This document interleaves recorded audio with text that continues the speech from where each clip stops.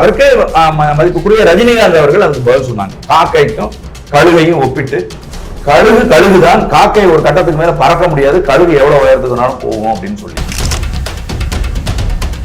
அவர்கள் இதை கடந்து போயிருக்கணும். அதுக்கு இவர் வந்து பதில் சொல்றாருன்னா என்ன அர்த்தம்? நான் சூப்பர் ஸ்டாருக்கு முயற்சி பண்றேன்னு அர்த்தம்.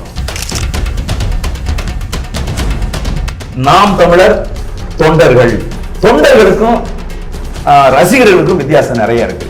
தொண்டர்கள் எப்பவுமே நிலையானவர்கள் அல்ல. விஜய் ரசிகர்களும் தொண்டர்களா மாறிட்டாங்க தம்பி. அவுத்து மட்டும்தான் தெரியுது, இன்னும் உங்களுக்கு தெரிய மாட்டேங்குது. ஒவ்வொரு நாளும் நூற்றுக்கணக்கான தம்பிகள் நாம் தமிழர் கட்சியில இணைந்து கொண்டே இருக்கிறார்கள். ஆளணும்னு நினைக்கிறவங்க பாருங்க, ஒரு தமிழனோ அல்லது ஒரு வேறு மோற்று மொழியா கூட இருந்தா ஒரு இந்தியனோ இந்த நாட்டை ஆள்றதுல நம்ம ஒன்றும் சொல்ல போறோம். ஆனா மதத்தின் அடிப்படையை கொண்டுட்டு வந்து கேத்தலிக்ஸை வச்சு நான் ஆளணும்னு நினைச்சா இவர் சீமான் இதை எதிர்ப்பாரா ஆதரிப்பாரா? சரி, இப்ப நான் என்ன கேட்கிறேன், தந்தை மொழியா தாய்மொழியா? தாய்மொழி தானே. தாய்மொழி தான் 100க்கு 100 வந்து திரு சீமான் அவர்களுடைய புதல்வனும் தெலுங்கனை. விஜய் தெலுங்கராக இருந்தால் நாங்கள் மிக கடுமையாக எதிர்ப்போம். அவர் முதலமைச்சர் ஆகிறத தடுத்து நிறுத்துறதுக்கு உயிர் கொடுத்து போராடுவோம். குக்கு செய்தி நேயர்களுக்கு வணக்கம். இன்றைய சிறப்பு விவாத நிகழ்ச்சிக்காக நம்முடன் இணைந்திருப்பவர்கள் நாம் தமிழர் கட்சியின் மாநில ஒருங்கிணைப்பாளர், திரைப்பட இயக்குனர் திரு களஞ்சியம் அவர்கள் மற்றும் திமுகவின் ஆதரவாளர் முனைவர் காமேஷ் நாயுடு அவர்கள். வணக்கம் சார். இதில் பார்த்தீங்கன்னா நாம் தமிழ் தம்பிகள் எல்லாருமே ரஜினியை வந்து ஹாவாவோன்னு புகழ்றாங்க. உங்க கொள்கை பரப்பு செயலாளர் சாட்டை துரைமுருகன் பார்த்தீங்கன்னா புலி சிம்பிளையும் கருகு சிம்பிளையும் சேர்த்து வச்சு போஸ்ட் போடுறாரு. இதான் தேவைதானா? இல்ல, அது அவர் ஒரு ஊடகம் நடத்துறாரு. சாட்டை துரைமுருகன் அவர்கள் ஒரு ஊடகம் நடத்துறாரு. சாட்டைன்ற ஐடியில இருந்து வரல, சாட்டை துரைமுருகன்ற ஐடியில இருந்து தான் வந்திருக்கு. அதுதான் சொல்றேன் தம்பி. அவர் ஒரு ஊடகம் நடத்துறாரு. அந்த ஊடகத்துக்கு அவங்க எப்படி அந்த ஊடகத்தை ப்ரொமோட் பண்ணணும், அதை எப்படி வந்து மக்கள் மத்தியில கொண்டுட்டு போகணும், தங்களுடைய படைப்புகளை அவங்க வெளியிடுற அந்த காணொளிகளை எப்படி பார்க்க வைக்கணுங்கிறதுக்கான யுத்தியா தான் நீங்க அதை வந்து பார்க்கணும்.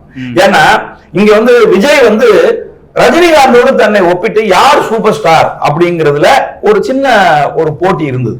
அதற்கு மதிப்புக்குரிய ரஜினிகாந்த் அவர்கள் அதுக்கு பதில் சொன்னாங்க. காக்கைக்கும் கழுகையும் ஒப்பிட்டு, கழுகுதான், காக்கை ஒரு கட்டத்துக்கு மேல பறக்க முடியாது, கழுகு எவ்வளவு உயரத்துக்கு வேணாலும் போகும் அப்படின்னு சொல்லி இத ஒரு சின்ன பையன் அவரோட அனுபவத்தோடு ஒப்பிடுகிற போது, ஒரு சினிமாவை பொறுத்தவரை சின்ன பையன் யாரு விஜய் அவர்கள் இதை கடந்து போயிருக்கணும்.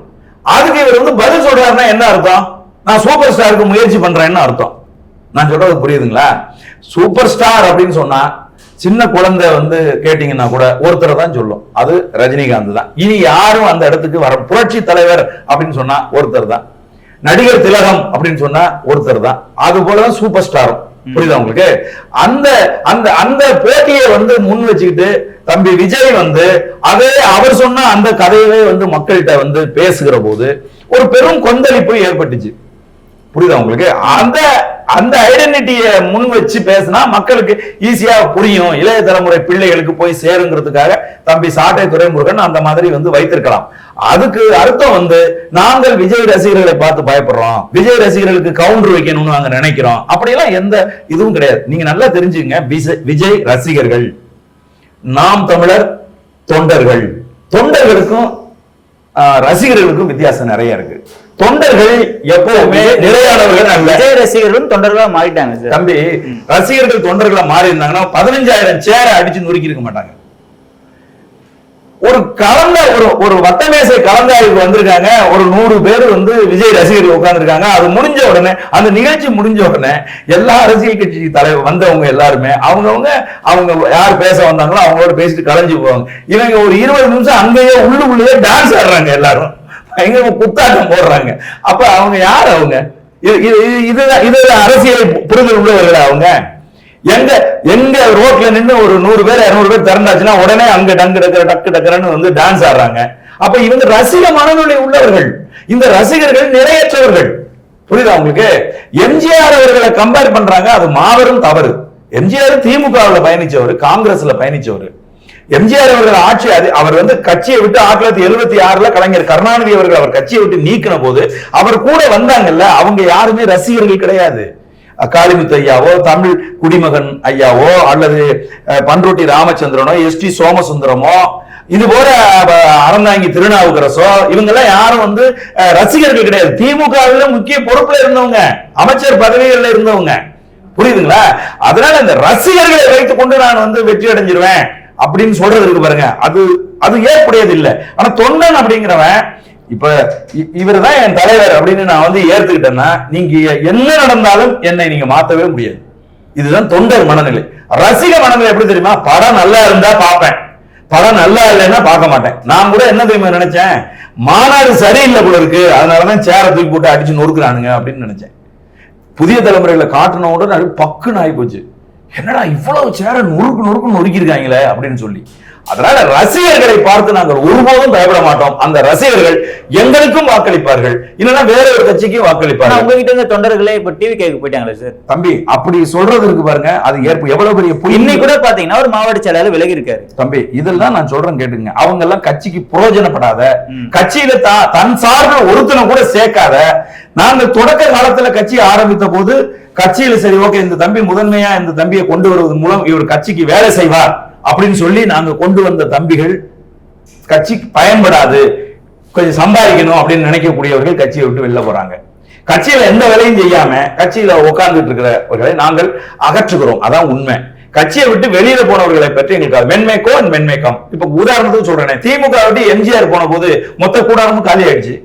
அதை விடுங்க, திமுக விட்டு வைகோ அவர்கள் போன போது, நானெல்லாம் வந்து கல்லூரியில படிக்கிற போது வைகோ அவர்களுடைய பேச்சுக்கு மிகப்பெரிய ஃபேனா இருந்தவன். நான்லாம் பாராளுமன்றத்தில் வைகோ அவர்கள் பேசுறாங்க அப்படின்னு சொன்னா அன்றைக்கு டிவிய அந்த இது ரேடியோவை வச்சுக்கிட்டு காலேஜுக்கே போகாம இருந்தவன். நான்லாம் அப்படியாப்பட்ட வைகோ அவர்கள் திமுக இருந்து வெளியில வந்த போது 18 மாவட்ட செயலர்கள் வெளியில வந்துட்டாங்க. ஒட்டுமொத்த திமுக கூடாரமே காலி ஆயிடுச்சு. திமுக அழிஞ்சு போச்சா?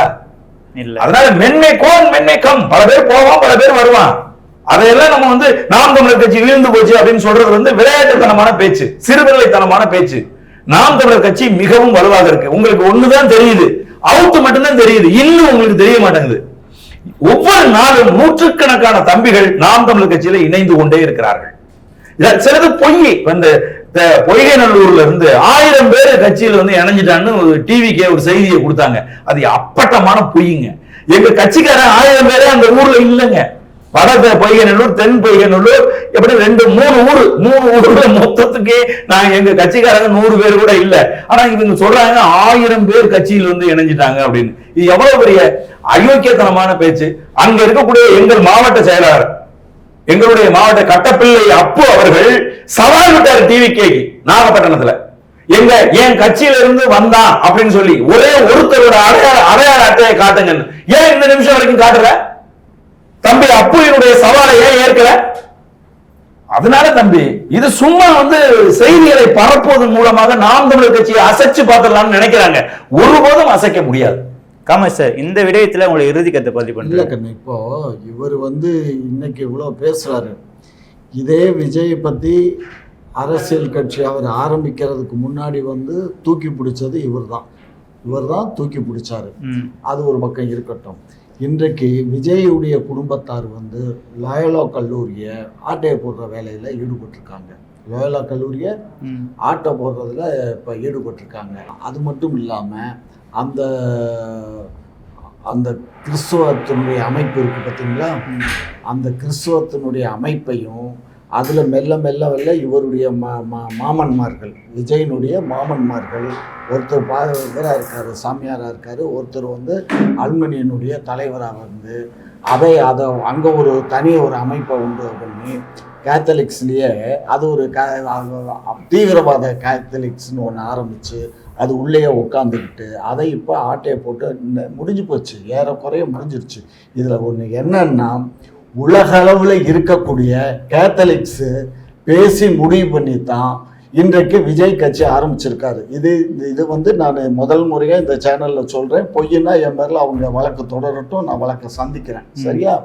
உலக அளவில் கேத்தலிக்ஸுங்கிற அந்த அமைப்பு, கிறிஸ்துவ அமைப்பு, அதுதான் இவரை இன்றைக்கு கட்சி ஆரம்பிப்பதற்கு முயற்சித்து கட்சி ஆரம்பிக்க வச்சு இங்கே எப்படியும் இங்கே இந்தியாவில் கேத்தலிக்ஸு இந்த ஆட்சியை நடத்தினா இங்கே நம்ம பரப்பிடலாம் மதத்தை அப்படின்னு ஒரு பகல் கனவுல இவங்க வர்றாங்க. ஆனால் இது இந்து தேசம், இது இந்து நாடு, இது பாரத தேசம், பல இந்து மக்கள் ஆண்ட நாடு. சரியா? இந்த நாட்டில் அதை கேத்தலிக்ஸு முழுமையாக இங்கே கேத்தலிக்ஸ் இருக்கும், அந்த கையில் இருக்கவங்கள நம்ம ஒன்றும் சொல்லலை. ஆளணும்னு நினைக்கிறாங்க பாருங்க. ஒரு தமிழனோ அல்லது ஒரு வேறு மோற்று மொழியாக கூட இருந்தால் ஒரு இந்தியனா இந்த நாட்டை ஆள்றதுல நம்ம ஒன்றும் சொல்ல போகிறதில்ல. ஆனால் மதத்தின் அடிப்படையை கொண்டுட்டு கேத்தலிக்ஸை வச்சு நான் ஆளணும்னு நினச்சா இவர் சீமான் இதை எதிர்ப்பாரா ஆதரிப்பாரா?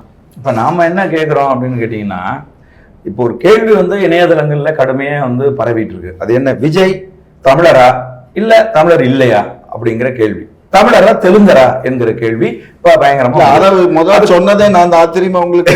நீங்க சொன்னீங்க, அதை கண்டுபிடிச்சு சொன்னதே நான் தான். கரெக்ட் தான். அதனாலதான் நான் சொல்றேன், இந்த விடயம் இப்படி போயிட்டு இருக்கும்போது ஐயா புதுசா ஒரு விஷயத்த முன் வைக்கிறாங்க. அது என்ன வைக்கிறாங்கன்னா, விஜய் மதம் சார்ந்து இறக்கப்பட்டிருக்காரு, அவர் கிறித்துவ மதத்தை உயர்த்தி பிடிக்கிற ஒரு செயலை இந்திய நிலப்பரப்பில் அவர் செய்ய போறாரு அப்படின்னு. உண்மைங்க. சொல்ல இயலும். ராஜசேகர ரெட்டி கிறித்துவர், அவருடைய மகன் ஜெகன்மோகன் ரெட்டி கிறித்துவர்.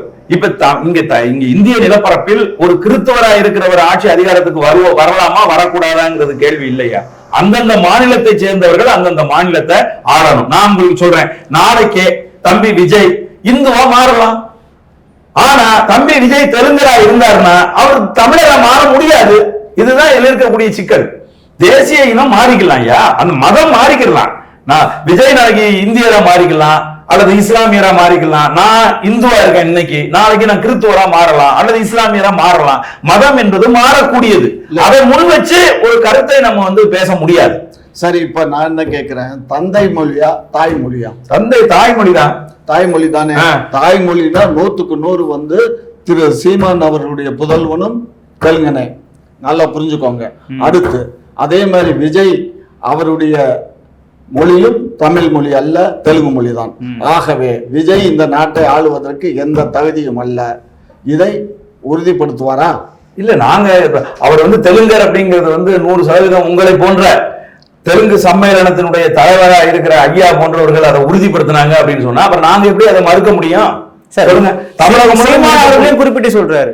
ஏங்க, சீமான் தமிழருங்க, தூய தமிழர், அதுல மாற்றுக்கிறது கிடையாது. ஐயா என்ன சொல்ல வர்றாரு அப்படின்னு கேட்டீங்கன்னா, சீமானுடைய மனைவி என்னுடைய மகள், ஆகவே சீமானுடைய மகன் என்னுடைய மகள் வயிற்றில் பிறந்ததால் அவன் தெலுங்கன் அப்படிங்கிறது இவர் சொல்ல வர்றாங்க, ஐயா சொல்ல வர்றாங்க. அதனால விஜயனுடைய அம்மா தெலுங்கர், அவங்க அப்பாவும் தெலுங்கர். அதனால விஜய் விஜயுடைய அப்பா தெலுங்கர் இல்ல, அம்மா தெலுங்கர். அம்மா தான் தெலுங்கர், அவர் தமிழர். சரி, அவருடைய அம்மா தெலுங்கர். அதனால அவங்க வயிற்றுல பிறந்த இந்த பிள்ளையும் தெலுங்கு பிள்ளை அப்படிங்கிற அடிப்படையில ஐயா சொல்றாங்க. இப்ப நம்ம அதை நாங்க எப்படி பார்க்கிறோம் அப்படின்னு கேட்டீங்கன்னா, இது ஒரு ஆணாதிக்க சமூகம். இந்த ஆணாதிக்க சமூகத்தை, ஆணாதிக்க சமூகம் மேல் சாவரனிட்டியோடவே நீங்க இதை பார்க்கணும். புரியுதுங்களா நான் சொல்றது? அந்த அடிப்படையில நாங்க விஜய் தமிழரா தெலுங்கராங்கிறத உறுதிப்படுத்திக்கிட்டு அவர் தெலுங்கரா இருந்தா கடுமையை எதிர்ப்போம். இந்த நிலப்பரப்பை தமிழர் தான் ஆளணும் அப்படிங்கிறது தான் எங்களுடைய கொள்கை. இந்த நிமிஷம் வரைக்கும் விஜயை நாங்க அந்த கோணத்தோட பார்க்கல. இப்ப ஐயா போன்று தமிழகம் முழுவதும் இருக்கக்கூடிய தெலுங்கு மொழி பேசுகிற மக்களை ஒருங்கிணைத்து அரசியல் செய்து கொண்டிருக்கக்கூடிய மதிப்புக்குரிய ஐயா காமாட்சி நாயுடு போன்றவர்கள் அதற்கு முன்மொழிகிற போது, அவர் எங்கள் பிள்ளைதான், அவர் தெலுங்கு பிள்ளைதான் என்று சொல்லுகிற போது அது உறுதி அப்படின்னா நாங்கள் கடுமையா விஜயை எதிர்ப்போம். இதான் எங்களுடைய நிலை. முதலமைச்சர் ஆகக்கூடாது, இல்ல கட்சி பதவியில இருக்கக்கூடாது, அமைச்சர் பதவியில இருக்கக்கூடாது. இல்ல, அமைச்சர் பதவியில இருக்கலாம், கட்சி பொறுப்புல இருக்கலாம். நாங்களே எத்தனையோ பேர் மாவட்ட செயலாளர்கள் தெலுங்கு தம்பிங்க இருக்காங்க. நாங்க இதே வேலூர்ல தெலுங்கு மக்கள் நிறைய அடர்த்தியா வாழ்ற ஒரு இடத்துல பொதுக்கூட்டம் போட்டிருந்தோம். அந்த பொதுக்கூட்டத்துல தம்பி தஞ்சை கரிகாலன் அக்மாருக்கு தெலுங்கர், அவர் மேடையில ஏறி கிட்டத்தட்ட 1/2 மணி நேரம் தெலுங்கில் உரையாற்றினார். நானும் அண்ணன் சீமான் பக்கத்துல உட்காந்து நாங்க தான் கேட்டுட்டு இருந்தோம். அண்ணன் ஏன்டா தெலுங்குல பேசுற அப்படின்லாம் சொல்லலைங்க. நீங்க அடிப்படையில தவறா சீமான் அவர்கள் மீது சுமத்தப்படுகிற அழுக்கு என்ன அப்படின்னு கேட்டீங்கன்னா, அவர் தெலுங்கரை எதிர்க்கிறார், அவர் தெலுங்கர்கள் அவர் ஆட்சிக்கு வந்தாலும் தெலுங்குல எல்லாம் அடிச்சு விரட்டிடுவாரு, கன்னடர்களை அடிச்சு விரட்டிடுவாரு, மலையாளி. இதெல்லாம் நடக்கிற காரியமா சொல்லுங்க பாப்பா? பல நூற்றாண்டுகளா இங்க தங்கி இருக்கக்கூடிய மக்களை அடிச்சு விரட்ட முடியுமா? அப்ப என்ன சொல்றோங்கிறதையே புரிஞ்சுக்கிறது இல்ல, நேரடியா பிழையா புரிஞ்சுக்கிறாங்க. யார் வேணாலும் வாங்க, குஜராத்தி வா, மார்வாடி வா, யாரு வேணாலும் வா, இங்க வந்து வாழ், நல்ல நிம்மதியா இரு, தொழில் பண்ணு, வேலை செய்ய, என்ன வேணா செய்ய. ஆனால் ஆட்சி அதிகாரத்துக்கு நீங்கள் வந்ததால் கடந்த 60 ஆண்டு காலத்துல நாங்கள் நிறைய இழந்திருக்கிறோம். தமிழர்களுடைய அறப்படி நாங்கள் எங்களுடைய மொழியை இழந்திருக்கிறோம், எங்கள் வாழ்வியல் இழந்திருக்கிறோம், பல மாற்றங்கள் எங்களுக்கு வந்து ஏற்பட்டு போச்சு. அதையெல்லாம் நாங்கள் மீட்டுருவாக்கம் செய்யணும்னு வந்திருக்கிறோம். அதனால எங்கள் நிலத்தை நாங்கள் மட்டும்தான் ஆள்வோம்னு நாங்க சொல்றோம். நீ மந்திரியா வரக்கூடாதுன்னு சொல்லல. நாங்க மந்திரியா வரலாம், எம்எல்ஏ சீட்டு கொடுக்குறாங்க, குஜராத்திக்காரனுக்கு கொடுக்குறோம், பஞ்சாபிக்காரனுக்கு சீட்டு கொடுக்குறோம். நாங்க எங்க கட்சியில வந்து மாற்று தேசிய இனத்தை சேர்ந்த எல்லாரும் கன்னடர்கள் இருக்காங்க, மலையாளிகள் இருக்காங்க, மராட்டி இருக்காங்க, குஜராத்தி இருக்காங்க, எல்லாரும் இருக்காங்க. அதனால இந்த இந்த இந்த தெளிவான இந்த அரசியலை புரிந்து கொள்ள வேண்டும். அந்த நிலையில இருந்து இப்ப ஐயா சொல்றதுக்கு நாங்க சொல்றோம், விஜய் தெலுங்கராக இருந்தால் நாங்கள் மிக கடுமையாக எதிர்ப்போம். அவர் முதலமைச்சர் ஆகிறத தடுத்து நிறுத்துறதுக்கு உயிர் கொடுத்து போராடுவோம்.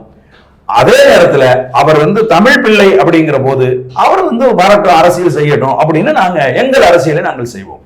ஓகே சார், மீண்டும் சந்திப்போம். உங்களுடைய பல்வேறு கருத்துக்களுக்கு மிக்க நன்றி சார். மிக்க மகிழ்ச்சி, நன்றி, வணக்கம்.